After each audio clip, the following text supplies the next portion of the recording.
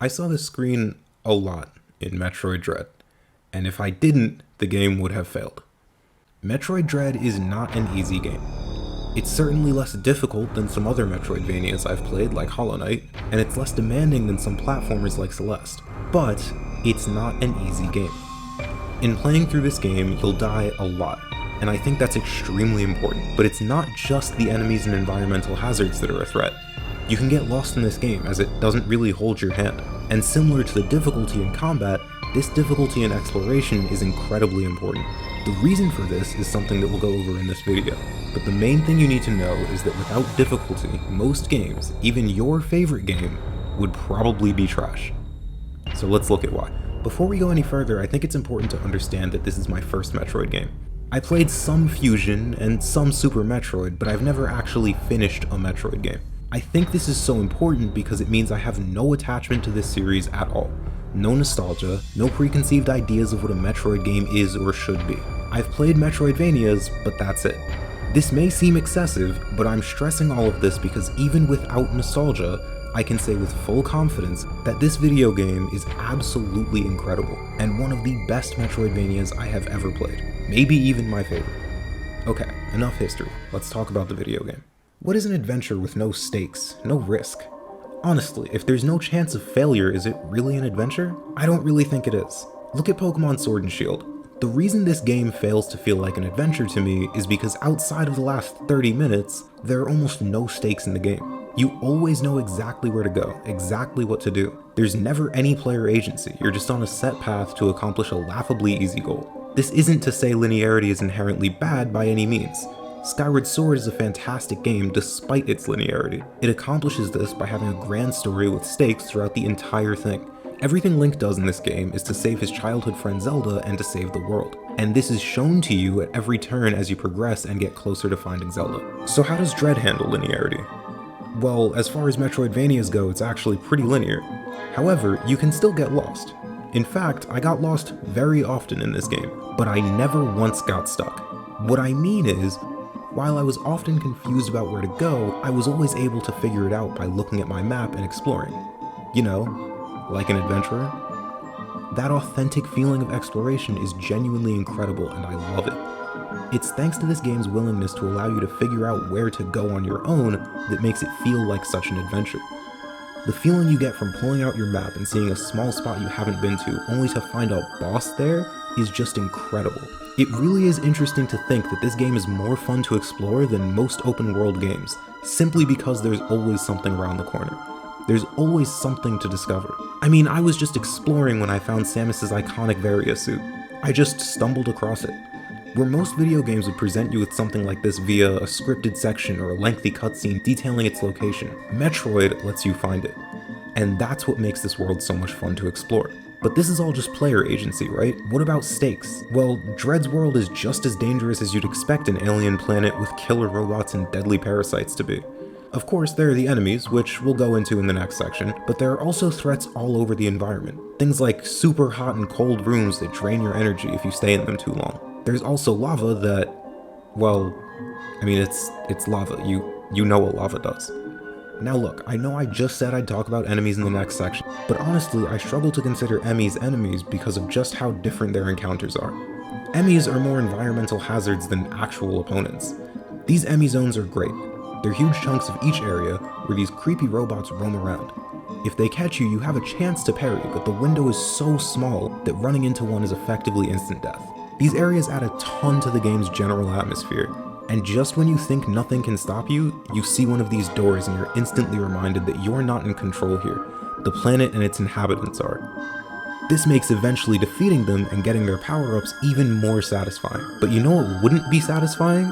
If these Emmys weren't difficult. As with most other aspects of this game, remove difficulty and Emmys totally fall apart. So that's how difficulty makes the world better. But how does it work with enemies? Well, let's find out. So my personal favorite part of Metroidvanias is the simplicity in their mechanics. Hollow Knight has one attack that you can use in 4 directions. Since it's a Metroidvania, things naturally get more complex as you unlock more attacks. But that structure, that skeleton of simplicity still remains. Metroid Dread's combat is just like this. You're given a few simple options in combat that gradually gain new attributes and complexity throughout the game. You can shoot, charge, parry, and fire missiles. You have infinite ammo on your basic shot and charge shot, but your missiles are limited. The upside to these missiles, however, is that you deal extra damage when using them. This system is already great. If you watched my video on crosscode, you'll know how much I love limits when they're done well. And this game limits you in a fantastic way. The fact that you have these limited stronger attacks means you have to decide when to use them and when to save them. There are also these special armored enemies in this game. These armored enemies can't be damaged by your default attack, so you have to use missiles to defeat them. So maybe you should hold on to your missiles for when you run into these armored enemies. Or maybe you're only concerned with damage, so you just blast away anything that comes close. This is where difficulty comes in. If this game wasn't hard, you wouldn't really be worried about missiles. In fact, due to their limited nature, you'd probably never even use them. Why would I use a limited projectile that's harder to hit when my limitless projectile does enough damage to beat all of my enemies? The answer is, I wouldn't. Now let's talk about parrying. Parrying is a great mechanic that speeds up combat. You can press X to parry, and if you do it at just the right moment, you stun the enemy and deal a ton of damage. Even bosses have attacks that you can parry. This parry ability pretty much means you never have to stop attacking. Either you're shooting at your enemy or you're deflecting their attack. And once again, difficulty is important here. The best way to illustrate this is by showing you some late game enemies. This guy right here has a ton of health. So while you could just sit here blasting until the sun burns out, you could also just parry and instantly beat it. If this enemy didn't have such absurdly high health, guess what I wouldn't do? So that's why difficulty is so important on the player's side. But what about the enemies? Well, the enemies are designed with difficulty in mind as well. Most enemies in this game force you to learn their patterns. They can hit pretty hard, and without some prior knowledge it can be tough to beat them. These enemies aren't just simple ragdolls, they're roadblocks. You can't ignore the enemies in this game, and thanks to how challenging they are, by the end of the game you'll easily be able to identify every enemy, what kind of attacks they use, and how best to defeat them. Some enemies require you to use missiles to defeat them. A lot of mechanical enemies are like this. Others are heavily reliant on parrying, like these bats? Are these bats? Tiny pterodactyl? I don't know, whatever they are, you get it. Each enemy in this game is unique, and by the end you'll remember most, if not all of them, because you had to learn each of their unique weaknesses and patterns. And you wouldn't have to, were it not for the difficulty involved in every single encounter. Video games are such a unique medium because of their ability to truly immerse the player. A movie can show you a foreign world and the people that inhabit it. A book can describe in great detail the environments and creatures of this planet. But only a video game can send you to that planet. Only a video game can actually put you there.